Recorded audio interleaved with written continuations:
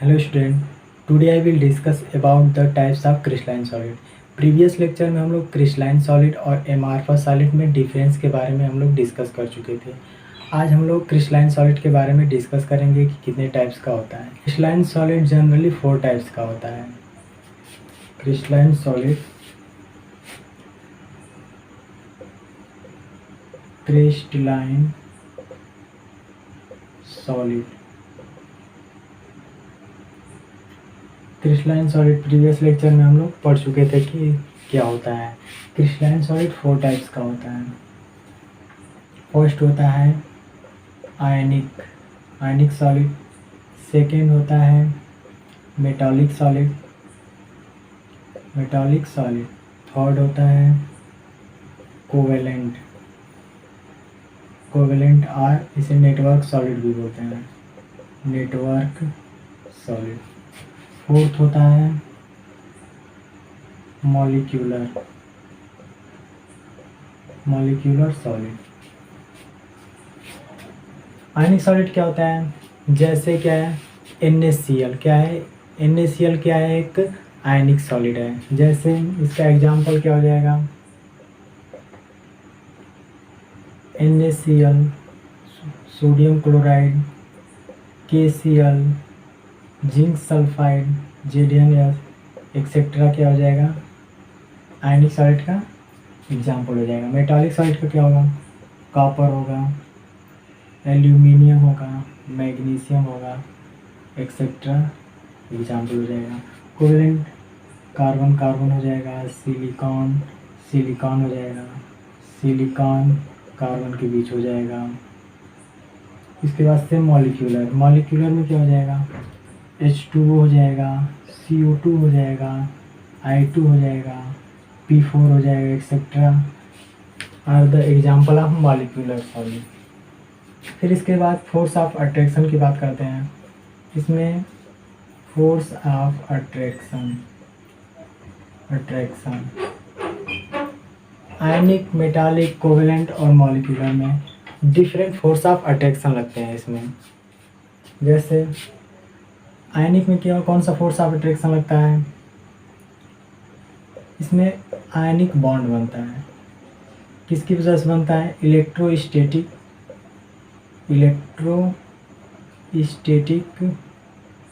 Force of attraction इसमें लगता है। लेकिन मेटालिक में कौन सा बॉन्ड बनता है, मेटालिक में मेटालिक बॉन्ड बनता है, मेटालिक बॉन्ड। कोवेलेंट में कोवेलेंट बॉन्ड बनता है। मॉलिक्यूलर में तो मॉलिक्यूल के बीच में वंडरवाल फोर्स लगता है,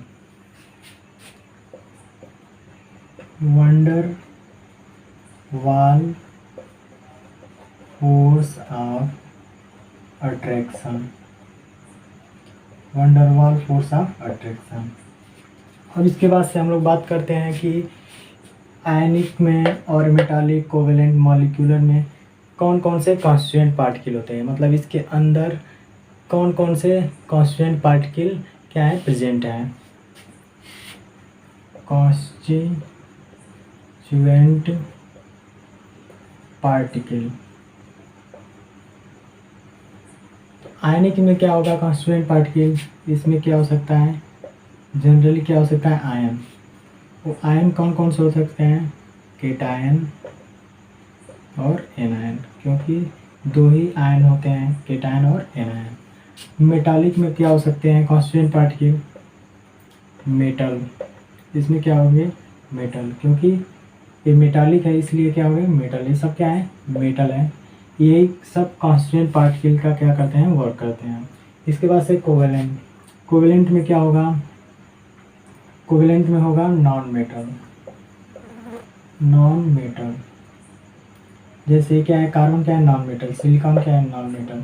तो ये क्या हो रहा है, इन दोनों के बीच, मतलब ये 2 नॉन मेटल के बीच ही कोवेलेंट बॉन्ड का फॉर्मेशन हो रहा है। फिर मॉलिक्यूलर में क्या होते हैं, मॉलिक्यूल्स हो सकते हैं, मॉलिक्यूल्स। इसमें होंगे मॉलिक्यूल्स क्या होंगे, क्रिस्टलाइन सॉलिड में। फिर इसके बाद से मेल्टिंग और बॉइलिंग पॉइंट के बारे में डिस्कस कर लेते हैं। कि किस सॉलिड का मेल्टिंग पॉइंट हाई होता है और किस सॉलिड का मेल्टिंग पॉइंट क्या होता है, लो होता है। यहाँ क्या लिख रहे हैं, मेल्टिंग एंड बॉइलिंग पॉइंट। आयनिक में क्या होता है, इसमें क्या होता है, हाई होता है।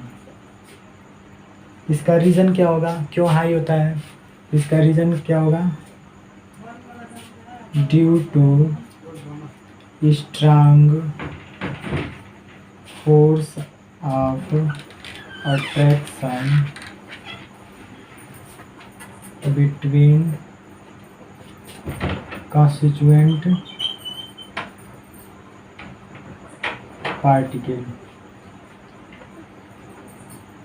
इसमें मेल्टिंग और बॉइलिंग पॉइंट हाई इसलिए होता है क्योंकि इसमें जो कॉन्स्टिट्यूएंट पार्टिकल्स होते हैं, कॉन्स्टिट्यूएंट पार्टिकल्स में क्या होते हैं, केटायन और anion strong force of attraction से होल्ड होते हैं। इसके बाद से मेटालिक में भी क्या होता है, मेल्टिंग और बॉइलिंग पॉइंट हाई होता है। इसका भी reason strong force of attraction से क्या होते हैं, कॉन्स्टिट्यूएंट पार्टिकल होल्ड होते हैं। फिर कोवेलेंट, तो कोवेलेंट में वेरी हाई होते हैं, वेरी हाई। इसमें और स्ट्रांगर फोर्स ऑफ अट्रैक्शन से कॉन्स्टिट्यूएंट पार्टिकल होल्ड होते हैं। और इसमें कॉन्स्टिट्यूएंट पार्टिकल का काम कौन कौन से करते हैं, नॉन मेटल इसमें कॉन्स्टिट्यूएंट पार्टिकल होते हैं। इसमें क्या होता है, मेल्टिंग और बॉइलिंग पॉइंट लो होता है क्योंकि मॉलिक्यूल के बीच में force of attraction very low होता है। इसके बाद से हम लोग मॉलिक्यूलर सॉलिड के बारे में डिस्कस करेंगे कि मॉलिक्यूलर सॉलिड कितने टाइप्स का होता है। तो मॉलिक्यूलर सॉलिड 3 टाइप्स का होता है।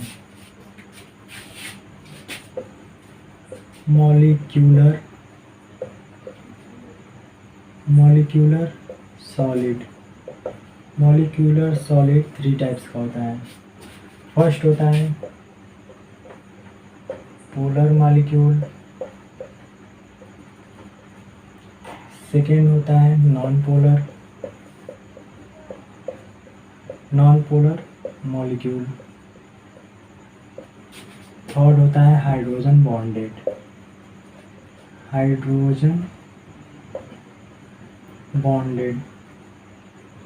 फर्स्ट होता है पोलर मॉलिक्यूल, सेकेंड होता है नॉन पोलर मॉलिक्यूल और थर्ड क्या होता है, हाइड्रोजन बॉन्डेड। फिर इसमें इसका एग्जाम्पल क्या हो सकता है, पोलर मॉलिक्यूल का HCl हो गया, NaCl हो गया, etcetera are the example of polar molecule.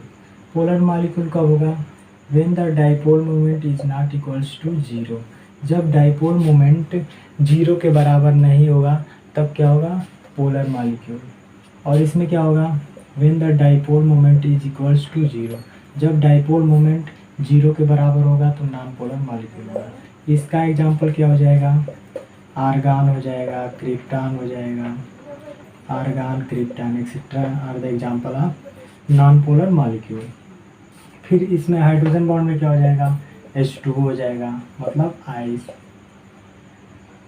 जब वाटर को फ्रीज करते हैं तो आइस में चेंज होता है, उसको ही बोलते हैं H2O आइस, सॉलिड H2O। एक एग्जाम्पल हो जाएगा हाइड्रोजन बॉन्ड। फिर इसमें कौन कौन सा फोर्स ऑफ अट्रैक्शन लगता है, फोर्स ऑफ अट्रैक्शन कौन कौन सा लगता है। पोलर मॉलिक्यूल में फोर्स ऑफ अट्रैक्शन कौन कौन सा लगता है, डाइपोल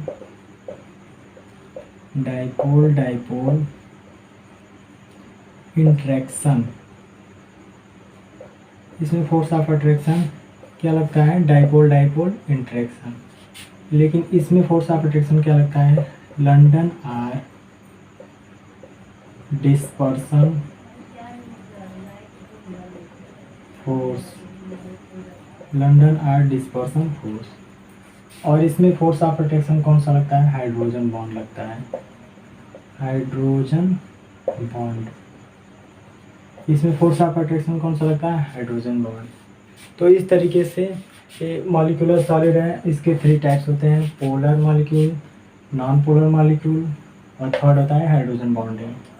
तो पोलर मॉलिक्यूल में एग्जांपल क्या हो जाएगा, HCl NaCl। जैसे H और Cl है, तो HCl मोर इलेक्ट्रोनेगेटिव है, इसलिए एक पूरा फोर्स इसकी तरफ लग जाता है। इसका डाइपोल मोमेंट 0 के बराबर नहीं होता है, इसलिए क्या है, पोलर मॉलिक्यूल। ये क्या है, नॉन पोलर। इसका क्या होता है, डाइपोल मोमेंट 0 के बराबर हो जाता है। और हाइड्रोजन बॉन्ड क्या होता है, इसमें तो सिंपल H2O है, सॉलिड H2O क्या हो जाएगा, हाइड्रोजन बॉन्ड। हाइड्रोजन बॉन्ड का फॉर्मेशन कब होता है, जब more electronegative element fluorine oxygen nitrogen, क्या है, मोर मतलब मोस्ट इलेक्ट्रोनेगेटिव एलिमेंट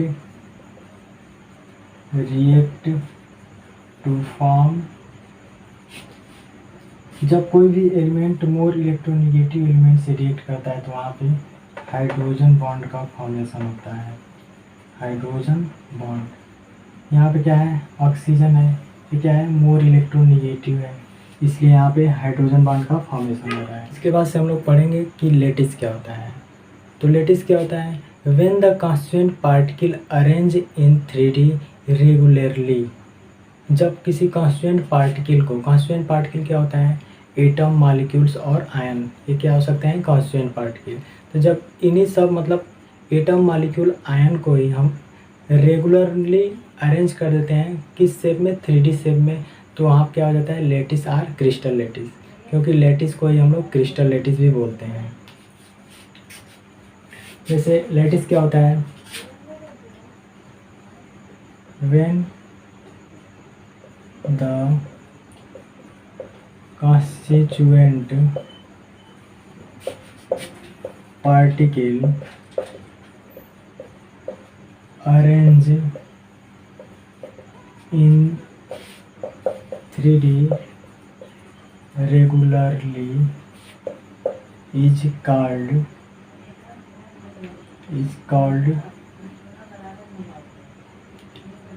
lattice और क्रिस्टल लैटिस भी इसे बोलते हैं, क्रिस्टल लैटिस। जैसे क्या हो गया, जैसे इसको आप सिंपल वर्ड में भी बोल सकते हैं, the arrangement of points is called lattice. जैसे क्या है, किसी मान लेते हैं ये क्या है, कॉन्स्टिट्यूएंट पार्टिकल, मतलब एटम, मॉलिक्यूल्स और आयन हो सकता है, कुछ भी हो सकता है। इसको हम लोग रेगुलरली अरेंज करेंगे। फिर यहाँ पे ये बहुत स्मॉल होता है,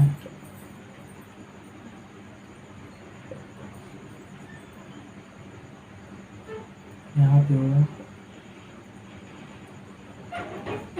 तो इसे हम क्या बोलेंगे, लैटिस बोलेंगे। इसको हम लोग क्रिस्टल लैटिस भी बोलते हैं। ये क्या है, इसी पॉइंट को हम लोग क्या बोलते हैं, लैटिस।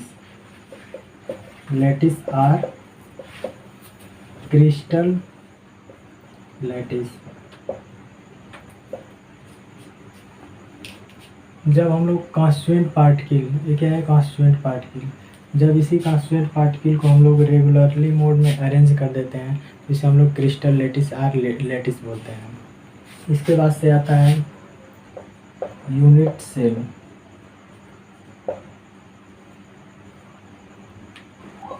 The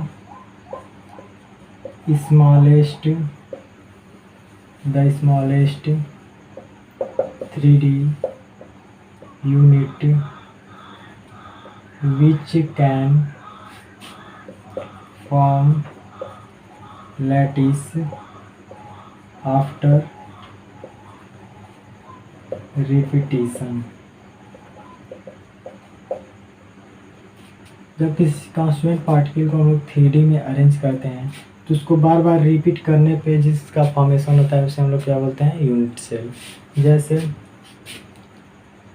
ये पॉइंट्स हैं,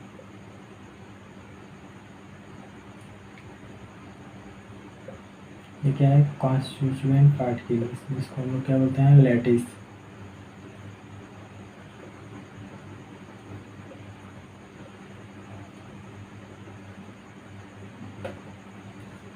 जब हम लोग इसको ड्रा करेंगे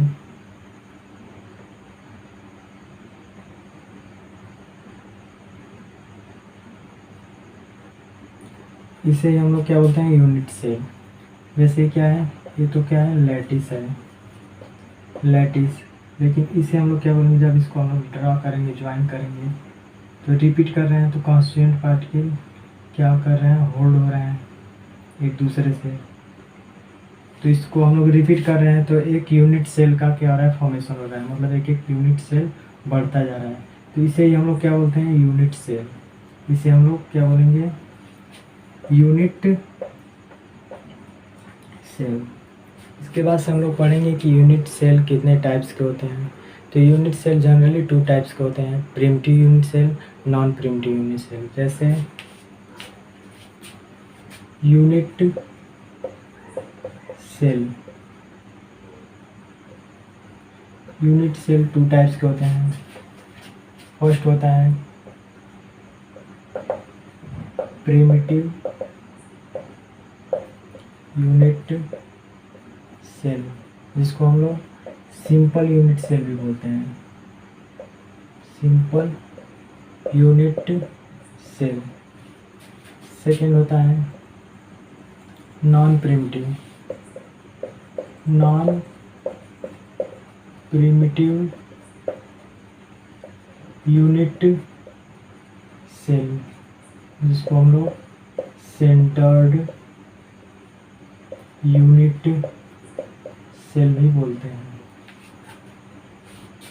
नॉन प्रिमिटिव यूनिट सेल भी 3 टाइप्स का होता है।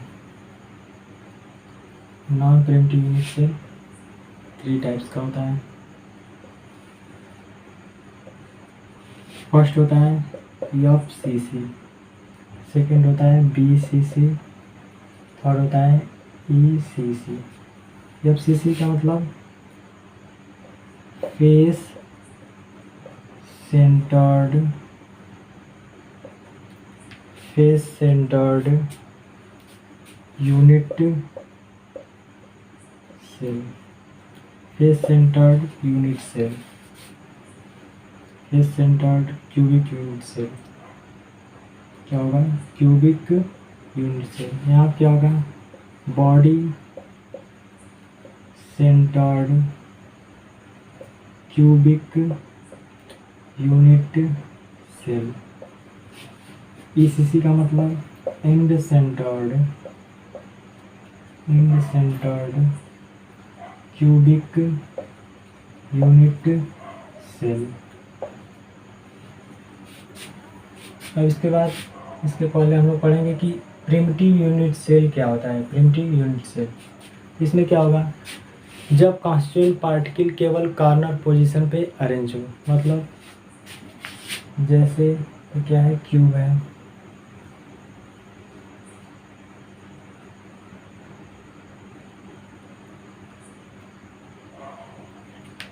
इसमें होता है जब केवल कॉर्नर पोजीशन पे कॉन्स्टिट्यूएंट पार्टिकल प्रेजेंट होगा तो क्या होगा, प्रिमिटिव यूनिट सेल और सिंपल यूनिट सेल।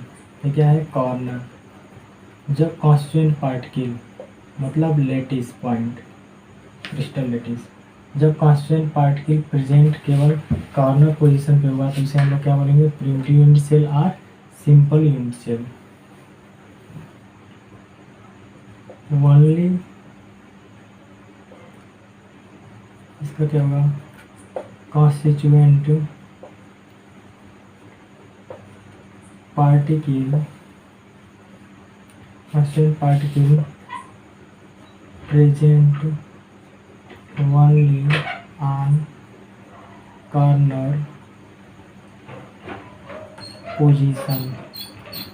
यहाँ पे कॉन्स्टिट्यूएंट पार्टिकल जो होते हैं केवल कॉर्नर पोजीशन पे प्रेजेंट होते हैं। इसमें क्या होता है, when the constituent particle present on corner and face centred, body centred and end centred, मतलब जब कॉन्स्टिट्यूएंट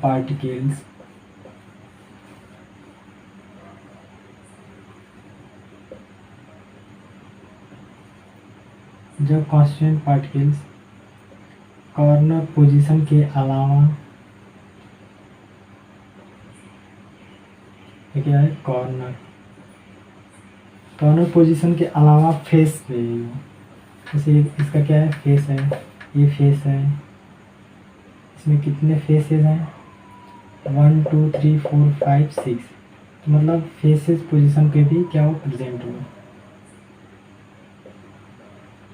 उसे हम लोग क्या बोलेंगे, फेस पे भी। और बॉडी सेंटर, बॉडी क्या होगा इसका, मतलब एक क्यूब है, इसका बॉडी मतलब यहाँ पे सेंटर में होगा, यहाँ पे भी प्रेजेंट हो। और इंड सेंटर मतलब जैसे एक क्यूब है तो यहाँ पे भी प्रेजेंट हो, और इसके जस्ट अपोजिट बॉडी सेंटर, यहाँ पे भी और यहाँ पे भी। मतलब जब कॉन्स्टेंट पार्टिकल कॉर्नर पोजीशन के अलावा फेस सेंटर पे भी प्रेजेंट हो, बॉडी सेंटर पे भी प्रेजेंट हो, और इंड सेंटर पे भी क्या हो, प्रेजेंट हो, तो इसे हम लोग नॉन प्रिमिटिव यूनिट सेल बोलेंगे।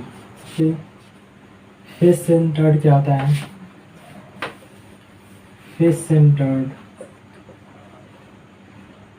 when the constituent particle present on corner position as well as faces। जब constituent particle कॉर्नर पोजीशन पे प्रेजेंट हो और इसके अलावा फेसेस पे भी प्रेजेंट हो, तो उसे हम लोग face centred cubic unit cell बोलते हैं। जैसे क्या है, कॉर्नर है, कॉर्नर के अलावा इसका फेस कितना है, 6 है, 1 2 3 4 5 6। मतलब कॉर्नर पोजीशन के अलावा इसके फेसेस पे भी क्या हो, प्रेजेंट हो, उसे हम लोग क्या बोलेंगे, face centred cubic unit cell. फिर बॉडी सेंटर्ड में क्या होता है, body centred cubic unit cell. जब कॉन्स्टिट्यूएंट पार्टिकल, जो इसके अंदर कॉन्स्टिट्यूएंट पार्टिकल मतलब क्या होता है, एटम, मॉलिक्यूल्स और आयन। जब कॉन्स्टिट्यूएंट पार्टिकल कॉर्नर पोजीशन के अलावा बॉडी सेंटर पे भी क्या हो, प्रेजेंट हो। जैसे क्या है, क्यूब का क्या है, बॉडी है, मतलब सेंटर में, यहाँ पे भी प्रेजेंट हो, तो यहाँ इसको क्या बोलेंगे, बीसीसी, मतलब body centred cubic unit cell. और end centred cubic unit cell में क्या होता है, इसमें भी कॉर्नर पोजीशन पे प्रेजेंट होगा, लेकिन इसके अलावा अपोजिट फेसेस पे भी क्या होगा, कॉन्स्टिट्यूएंट पार्टिकल प्रेजेंट होगा, अपोजिट फेसेस पे भी।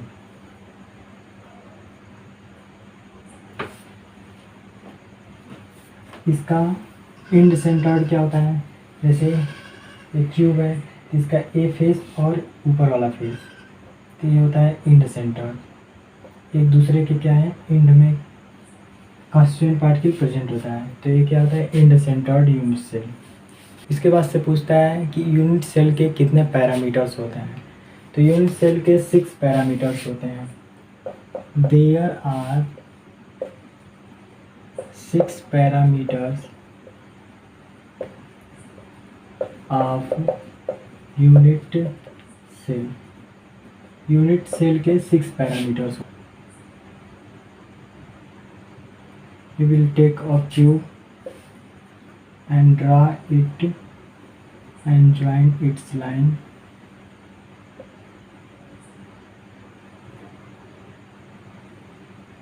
एक क्यूब है, तो हम लोग वाई एक्सिस मान लेते हैं, वाई एक्सिस, और इस लाइन को हम लोग एक्स एक्सिस मान लेते हैं। फिर और इस लाइन को हम लोग ड्रा कर देते हैं, ये क्या है, जेड एक्सिस। तो इसमें क्या होगा, इसमें इसको ए मान लेते हैं, इसको बी मान लेते हैं, और इसको सी मान लेते हैं। फिर इसके बीच को, मतलब इसके बीच ए और सी के बीच जो एंगल है, इसको अल्फ़ा मान लेते हैं। फिर इस मतलब ये लाइन है और ये लाइन है, इसके बीच का एंगल बीटा मान लेते हैं। और बी और इस मतलब ये जो एक्स एक्सिस है, इसके बीच का एंगल गामा मान लेते हैं। तो क्या होगा, इसके 6 पैरामीटर होते हैं। जैसे 3 साइड्स होते हैं, साइड्स इसमें क्या होंगे, ए बी सी, और 3 इसमें एंगल्स होते हैं, एंगल्स। तो इसमें एंगल्स क्या होंगे, अल्फ़ा, बीटा और गामा, ये क्या होंगे, एंगल्स। तो यूनिट सेल के कितने पैरामीटर्स होते हैं, तो 6 पैरामीटर्स होते हैं, 3 साइड्स और 3 एंगल्स। नेक्स्ट वीडियो में हम लोग आगे डिस्कस करें। I hope you like my video. If you like my video please like share and subscribe. Thanks.